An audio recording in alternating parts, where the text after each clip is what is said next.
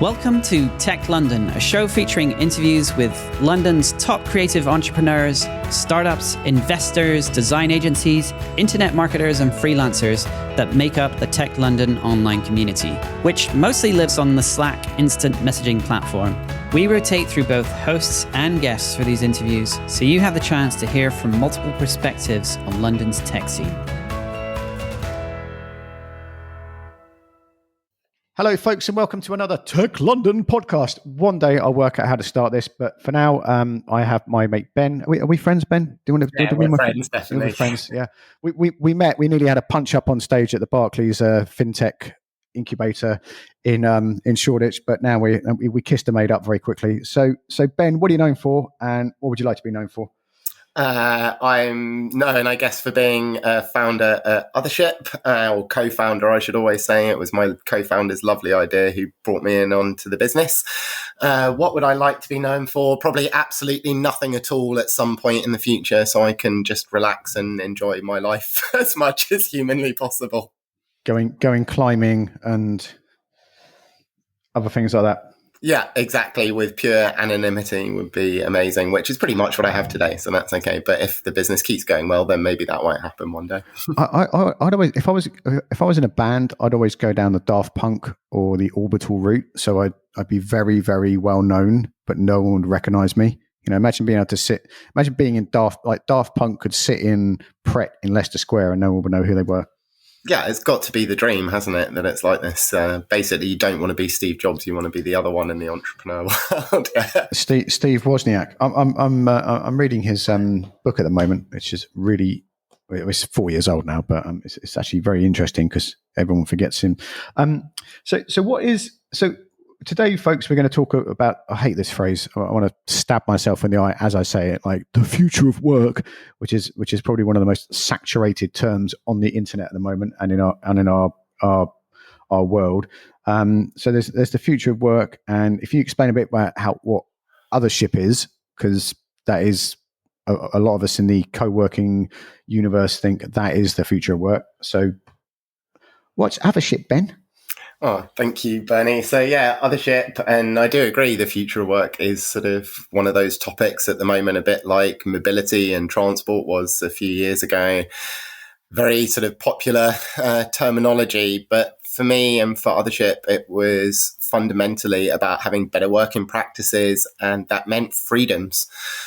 Arno, my co-founder, and I started off looking with the freedom to work from anywhere. And that's how we started Othership. It's where our sort of core service or hero product lies within our membership base. And it's a network of workspaces, both paid workspaces like your dedicated co-working venues, and what we tried to do to build something really flexible and very different so anyone can work from anywhere was a network of hand-picked free workspaces across good hospitality venues where you can go in, sit down, get a free coffee, plug in, use the Wi-Fi, not be judged. And the cool thing that we noticed over the years, and I think became apparent to the rest of the world during those lockdowns that we've gone through recently, is working remotely can also be pretty isolating. So we went from being like a booking platform into a membership where you can actually connect with the other people in those spaces and make friends, make business networks, have people to vent at, have someone to have that little coffee break with. And that's really important to us as well. So I think the future of work for us is that flexibility and freedom for people to choose where they work from, to even be able to work in India for a major consultancy based in London and not have those restrictions on visas and relocations and finances that might stop you,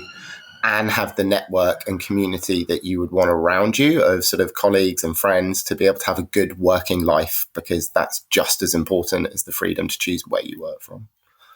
Beautiful. I like the way you use flow working. I think, you know, that is almost too cute for its own good, but I really like it. Thank you. Where did that come from? So that came from trying to work out exactly what it was that we were doing, because we always talk about all the different terms. People talk about hybrid working, flexible working, co-working. And for us, what we're doing is combining co-working with flexible working. So co-working spaces, like your traditional co-working spaces that we all know, quite often people are going to the same building every single day to go and work from there. And I definitely don't term that a flexible workspace. To me, that's just another office building somewhere. So we call it flow working, combining that mix of flexible working to work from anywhere, but to do that alongside other people in collaboration and alongside others. So flow working. I really like it. That is very true, because I am in a co-working space in Ilford, and it works really well for me. But I do like my best time. My summer of love with flexible working was like in 2011, 12, and 13, when I was part of a meetup group called Kindred, where I met a lot of folks from the techlondon Slack channel, and this was before the gold rush of co-working spaces in London. And Alex Butler, who was part of the Tech City makeup, she organised this meetup, and we go to a different co-working space every day. And at that point, if you rang up a co-working space and said, "I'm going to come in with 15 freelancers for 4 hours, and you just have to give us a space," that was a great way of getting people into the building. And that's how I got to know so many co-working spaces in London, because we just went, as they open, they get in touch with Alex, or she'd get in touch with them, and we'd go there. But we went to a different place every day. I did like the commute, but I really enjoyed changing venues, seeing different people who were resident in there. You bump into them every 2 weeks, and it was a very nice existence, and got to know a lot of people in a very unorganized way, but there was a flow to it. Do you see what I mean? Yeah, I do, because it seems so chaotic, I think, to some people at first, and slightly terrifying. But once you actually get out and start trying to do it and you integrate it into your life, I think that's what's so important. So you're going out for a meeting, you've got somewhere you can work from 5 minutes away. You go and get your hair done in town. You need to get your shopping done in town. You're picking up your kid from nursery. There's always a little space near you that you can go in, or a big space near you that you can go in, sit down, get some work done, and get on with your life. And it's about, for me, integrating work into your life. And that's how I try to achieve a work-life balance, as someone who's quite addicted to working. So for me, it's important to have that ability to combine the two and sort of drive that efficiency that comes with it as well. So the other thing that I always feel a bit of, I know, pedantic saying this, is what you and I are talking about has been happening for ages. And then last March, so we were recording this in 2021, and in March 2020, when lockdown and COVID really became a full. I remember one of the last in public things we did was the Right Club at Othership in the restaurant in near Smithfield, Smiths of Smithfield, and it was people I didn't realize. I just thought everyone knew how to do a Zoom or a Teams or a Meet video call, and knew how to work remotely. But it's there's people. I was in Clubhouse rooms and other Zoom calls, and people saying, "I think the future of work is going to turn into this," and I was always going, "Well, this is what people have been doing for ages, mate. It's not like a new thing." And where do you think the gap is? Is it just people haven't experienced this, or they don't realize they can work like this? Where's the block? Yeah, I think I think there was a block, probably, this is going to maybe get me in trouble, but probably due to age in senior management, that was limiting the deployment of remote working and tools for remote working. That's my sort of gut feeling around it. And I'm happy that during the lockdowns, they were able to embrace it and not force people to keep commuting and going into offices. And I think it's going to force a change for the future, because people are just aware now how easy it is and how much more accessible it is. And I was taught by a manager a long time ago that you can make something that maybe works better, but if it's any harder for people, they're just not going to adopt it at all. And I think in this case, there's some truth within that now encouraging people to go back onto public transport 5 days a week, to do those commutes, to sit in that building, when they know how easy it is to work from home and the productivity gains that they can achieve. And hopefully with things like Othership and all the different collaboration and community tools that have come out, have a nice sense of self and not isolation at home. I just don't see how people are ever going to go back, because surely that's harder to sit on a train 5 days a week and commute back into an office every day where let's face it, we just didn't want to be 5 days a week, at least for many of us. I know some people did, but a lot of us didn't. Yeah, I think like there was an event we did called Workplace Trends, which has been going since it's run by Maggie and Nigel. And it's about the office and all this type of stuff. And it's been going since like 2004. And this year, people were talking about, are we going back to the office? And there were people from things like Herman Miller and other workplace consultants and stuff like that. It's a very well-informed group of people.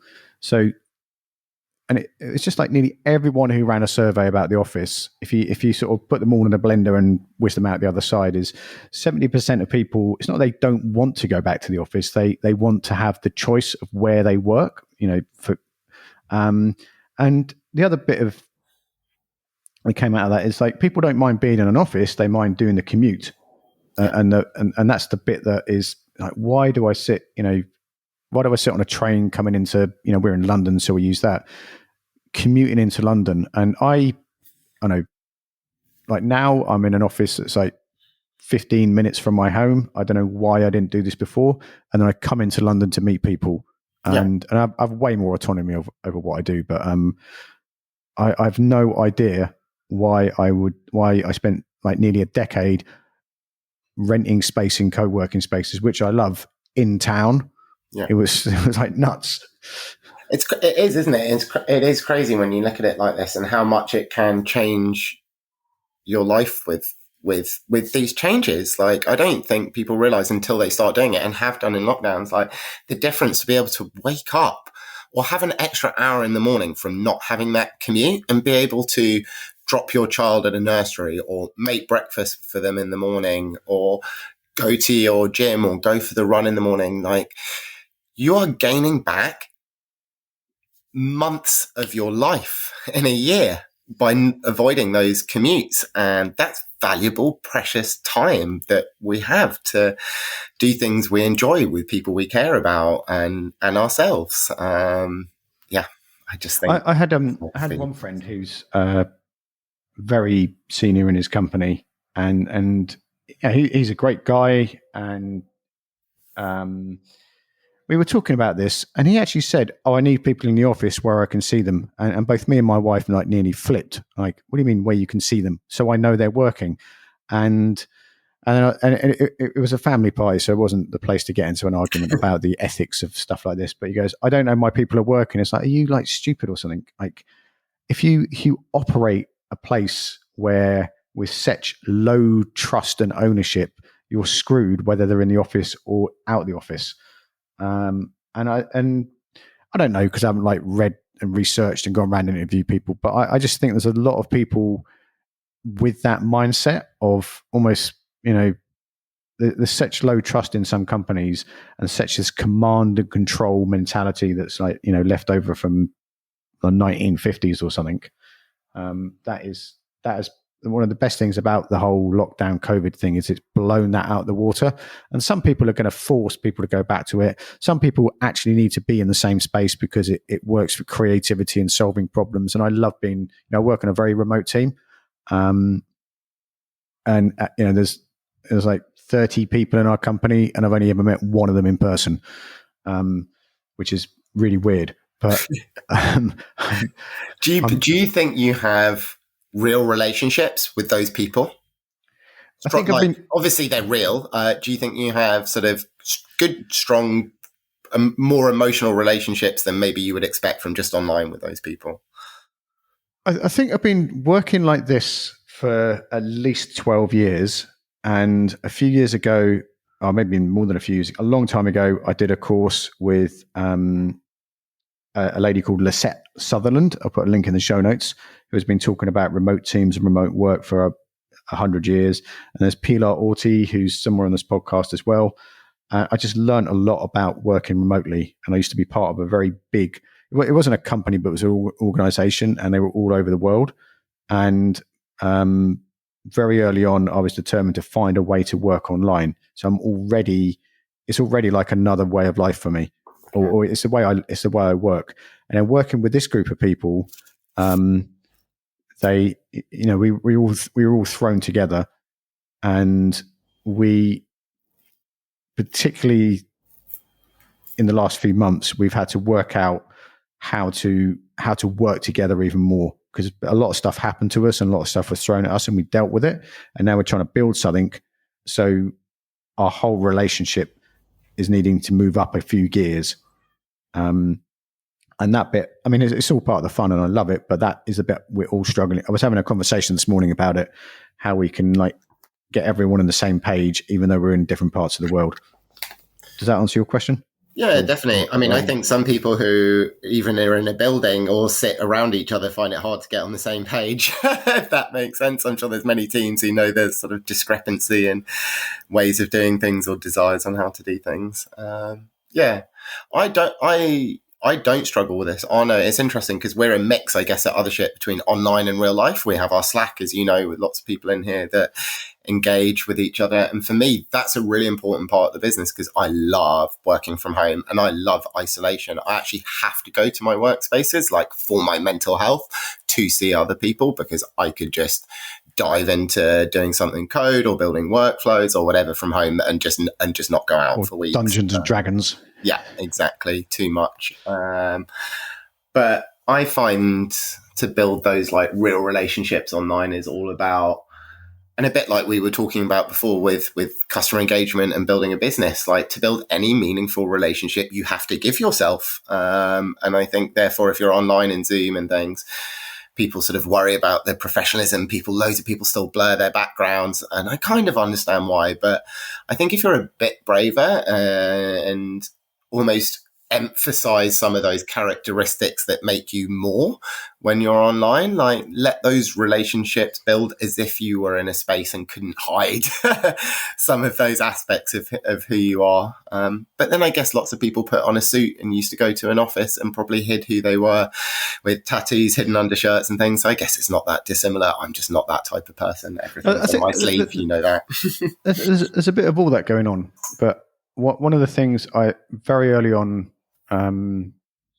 found, because people were like forced into situations. So there's a lot of people, you know, we're lucky we live in a home and with lots of rooms and stuff like that. Not that many rooms, but you know, people, when I was younger, I lived in, for about 10 years in London, I shared houses. So there's like 4 or 5 of us living in a house.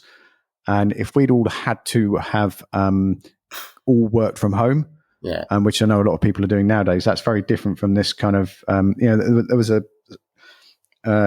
survey, Scott Galloway, who writes a lot about, you know, future of work and business and stuff like that, had this book called Post-Corona, and he highlighted that something like 80% of the jobs that pay over 100K a year can be done from a computer. So, but if you're earning 100K a year, you probably already have a remote work setup at home, or you know to go and buy a Herman Miller chair or something. Yeah, you can afford to do that. But if you're like if you're 22, working in an agency in Charlotte Street and sharing a house in Camden, and you got your laptop given to you by work, that's a very different, you know, working environment. You're not set up. You don't have the economies to like work from home. So, you know, people are thrown into this situation, and some of the calls you came to with the London Co-working Assembly, there's people who were previously in their co-working spaces and now they're at home, and they're joining the Zoom calls from their bedrooms. And we all started, you know, we don't do it so much now, but it'd be like, oh, you know, are you in your bedroom? Yeah, I'm in my bedroom. And there's this shame of doing a call from your bedroom suddenly. And then everyone was in the same boat. So they were just, I don't care anymore. You know, it's really nice to see you in your pajamas, and, you know, and people had to find a way to deal with it, you know, because for some people that was the only person they saw all day on that call. So I think it humanized and leveled the playing field in a lot of positive ways. Yeah, absolutely, definitely. Yeah, and I agree with you about the ideas of workspaces for companies that are out there at the moment that aren't providing flexible working solutions, but are asking their staff to work flexibly. My brother works for a very big bank with UK funding, and they have a group of staff who, and I think they're changing this thanks to him lobbying through it and the business listening, but originally they asked 13% of the staff to work remotely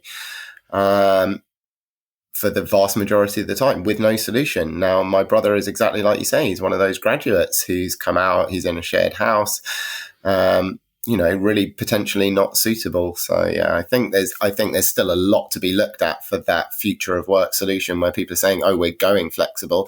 But I feel like some of the onus, or a lot of the onus at the moment, is being put onto the employee to solve. And respect to companies like Buffer, who are remote first businesses who actually give budgets allocated to their employees. And I believe the way Buffer do it is they give you a budget every month and you can spend it how you like. And you mentioned earlier the freedom for people. Like, I am all about the freedom, whether it's freedom of thought, freedom of movement, freedom of access into jobs, freedom of expression, lots of different freedoms that I think are very important to people in their lives and their work. I respect to them that they give them the freedom to choose how to spend that. So to go to a co-working space, to use cafes, I guess you could probably use it to fly somewhere else and take an Airbnb if you wanted to. It might be buying an office chair for your home office. I think that's a nice way to try and do it. But that takes a lot of that trust if you're giving someone a budget and freedom to spend it on what they want for their remote working life. I'd spend it on even more computer screens. Just before we jump off, we were talking about that bit about.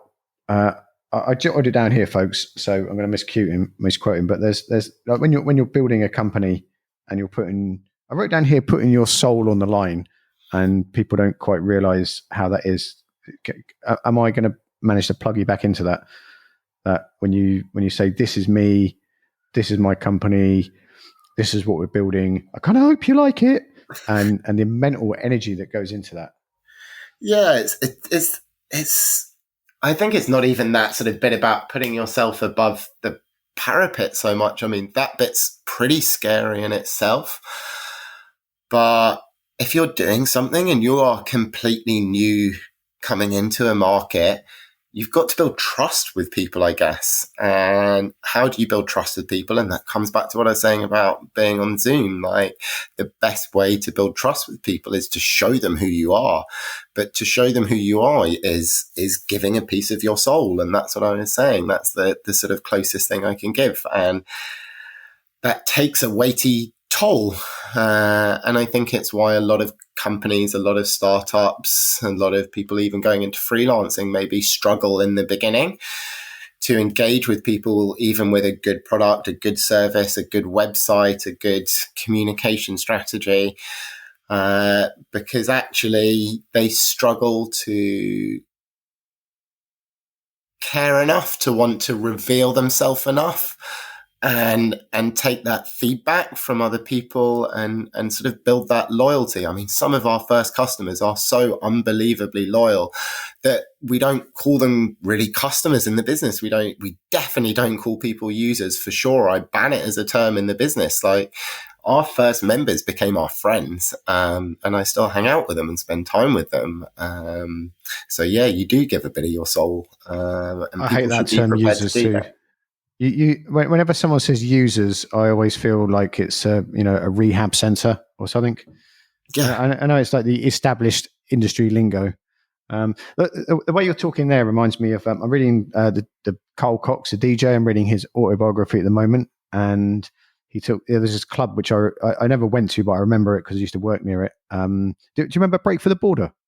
No, I don't. No. I'm not a clubber, Bernie. I'm terrible with that. So here, this behind my laptop. it was near there in the 90s, and there was a club called Velvet Underground, and it could only hold like 250 people, and that's where he would play in the 90s and the mid 2000, the early 2000s.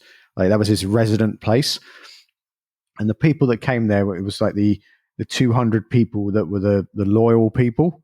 And he talks about it in the book of, like, they were people paying to come to a club to hear a DJ, but really, it wasn't about, he made less money at that night that he was at all the time than he was in going off and playing in, all these superstar places. And there's something about that. I think this is what you get really well. You folks get really well in that Slack channel. There's that community of like the Kevin Kelly 1000 true fans.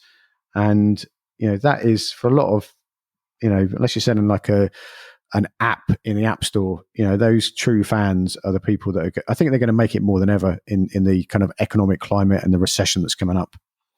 Yeah, and it's great because they hold you accountable. Do you know what I mean? And that's amazing. I love that. And it's one of the bits that will be really interesting for the future of our business. We went down an investment route, which I guess quite a few people through techlondon will look at for their businesses.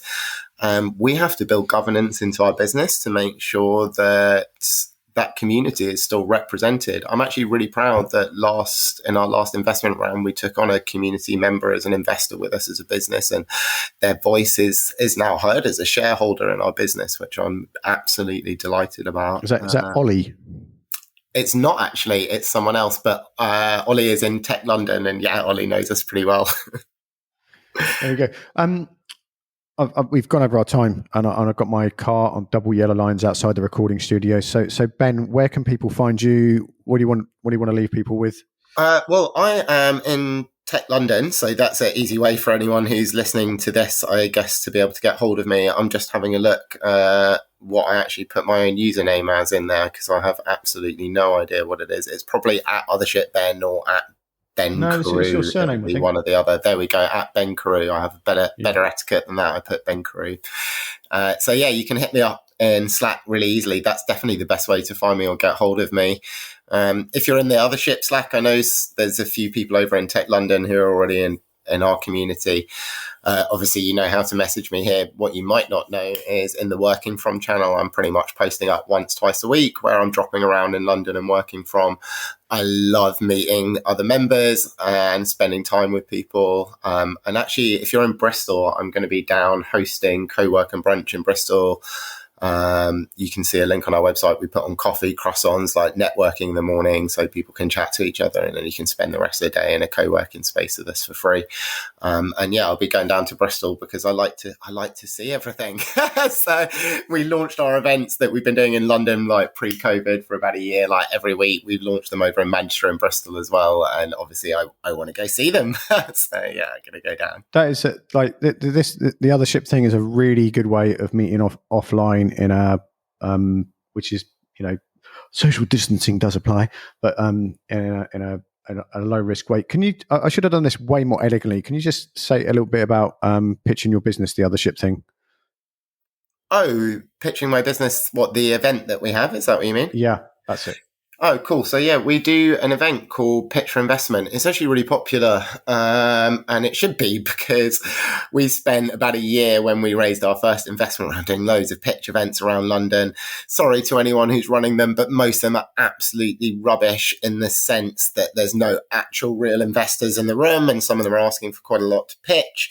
So we put on an event, and we, like everything, wanted to do something more meaningful. So we put on 3 to 5 panelists who are all angel investors or sitting actually at the top of 2 angel investment funds.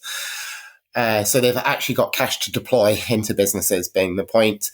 And we invite 6 founders to come and pitch. You get 5 minutes to pitch, like a Dragon's Den style. And then they will ask questions, each of the panelists, afterwards. And hopefully, if you've got a good business, you will get some investment through us, and it will help you along on your round.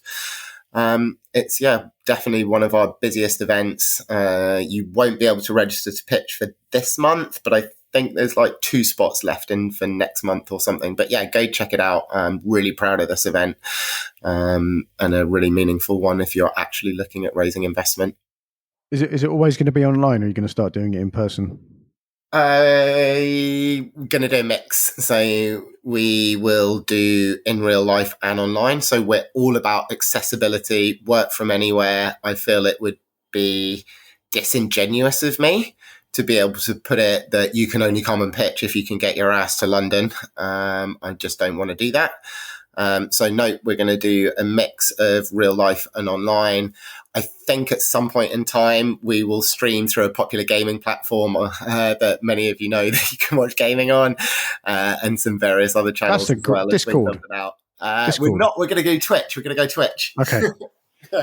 I don't always want to say everything because all my competitors are always listening to everything we do all the time, and then they always wonder how we build community. If they actually listen to half the bloody podcast, they can know everything I'm doing for the next 6 months. But there we go.